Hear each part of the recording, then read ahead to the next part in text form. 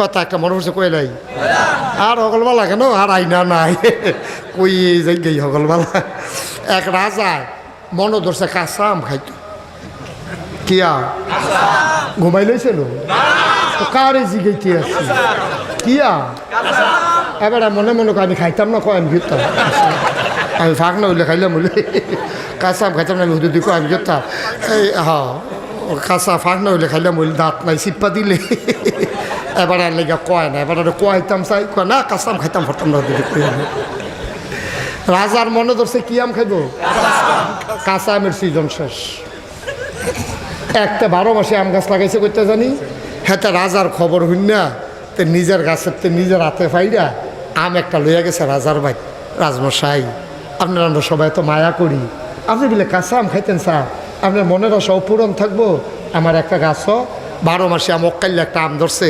জিফুতে চাই আর রাখছে দিছি না আপনার লেগে লই আইছি রাজমশাই আমরা পাইয়া আচ্ছা অসংখ্য ধন্যবাদ থ্যাংক ইউ অসংখ্য ধন্যবাদ কইয়া সেটা রাজমশাই আম কাটো আম কাটটা নুনমরিচ দিয়া দিছে রাজমশাই খাইয়া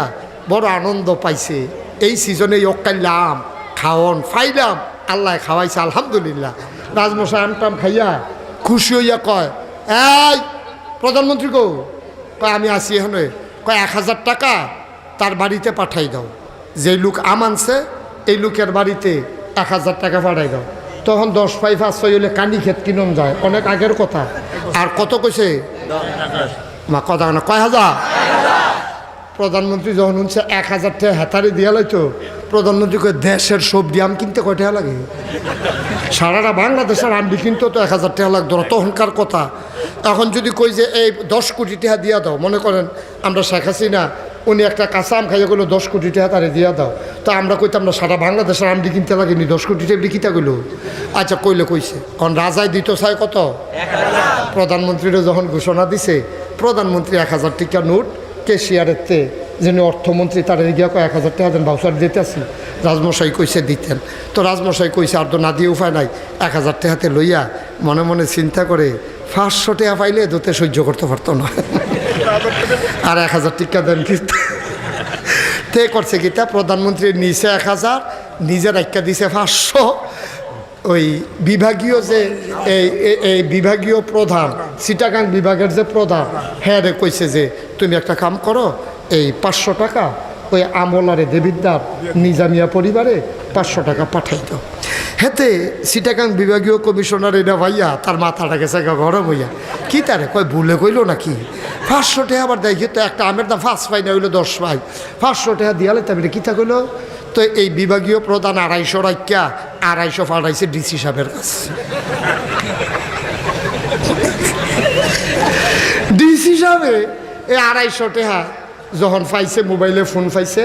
যে ওই বাড়েরা নিজামিয়া পরিবারে 250 টাকা ওই যে অকাল্লা আমদার গাছ ধরছে এই জনাব মোহাম্মদ আব্দুল কুদ্দুস ওনাকে খবর দেন না দিয়া দাও তো এই ডিসি সাহেবে এটা পাঠাইছে দেবিদ্দার টিউনু অফিসও টিউন হিসাবে দেখা 250 দেখা মাথাটা গরম হয়ে গেছে সারা বছরে বেতন ভাই 5 আমের লেগে দিয়া লাই 250 কিতা কইতাম রে উনি করছে কিতা 100 রাখিয়া আর 100 দিছে আমরা ইউনিয়নের চেয়ারম্যান এই ইউনিয়নের নাম কিতা দেবিদ্দার সদর ইউনিয়ন চেয়ারম্যান রে এটা কি পৌরসভার অধীনে পড়ছে আরে ওয়াজ তো গড়ে গিয়া স্বামীমের উপরে ফুটে যায় স্বামীমে অহনো ইয়াসারছে না ওইলে পড়বো আর কি তো ওনার আগে হুন্না রাখলে কথাটা কাম হইব কেন ভালো হয়েছে ফোরো কুফরা ফোরক লইয়া শুধু কাল্লা যা করে করবে এখন টিউন হিসাবে দিছে পৌর মেয়রের কাছে পৌরসভার মেয়রের কাছে যে 100 টাকা ওই নিজামিয়া পরিবারের কুদ্দুসের কাছে পৌঁছাই দাও তো উনি আবার ডাকাইয়া ইউনিয়ন এই ওয়ার্ডের যে কাউন্সিলর ওয়ার্ড কাউন্সিলরে দিছে ওয়ার্ড কাউন্সিলর ওই উনি আবার 100 আবার রাইকা দিছে 75 টাকা 75 টাকা রাইকা যখন আর 75 টাকা দিছে ইউনিয়নের কাউন্সিলের কাছে ইউনিয়ন কাউন্সিলরে শহীদারে ডাক দিয়ে না কয় দেশটা থাকতো না রে দুর্নীতি এ দেশটা বইরা গেছে কই কে রে কয় একটা আমের দাম দিলে 75 টাকা কিতা কয় কিতা না নে 20 টাকা দিয়া দিচ্ছে 50 টাকা রাইকা দিছে দুর্নীতিতে দেশটা বইয়া গেছে, গেতে ওয়াশ করতে আছে। এখন 20 টাকা দিছে পরে শহীদারে কয়েকটা আমের দাম 20 টাকা, শহীদারে 5 টাকা 15 টাকা রাখা 5 টাকা নিয়া হেতার হাত দিছে। এটার নাম হইল বাংলাদেশ। ঠিক কিনা কেমনে আগাইতাম আমরা দেশটা, কেমনে আগাইতো দেশটা? ফিস করে যাইতে পারে না, জোতার তলে করে ফিস নিয়ে বাজি 15 দিন যায় না ফিসটা। ঠিক নেই কথা না? ঠিক নেই। মাটি কার্ডে দেখবেন কন্ট্রাক্টারে এই চেয়ারম্যান মেম্বারের কাছে মাটি কাটার ইয়ে এমনি খাড়া করে মাটি কাটতে আমি জীবনেও দেখছি না। কেমনে রাহে দেখিব এক্সপার্ট মাটি কাটুন না পাওয়া গেছে, পুরা খাড়া মাটিটা ওয়ালের মতো। রাস্তার কান্দাটা থাকতো কেমনি, এত খাড়া করে মাটি হালাইতে আমি জীবনে দেখছি না। একটা সন্নি থাকবো তো না রাস্তাটা টিকতো, খাড়া করে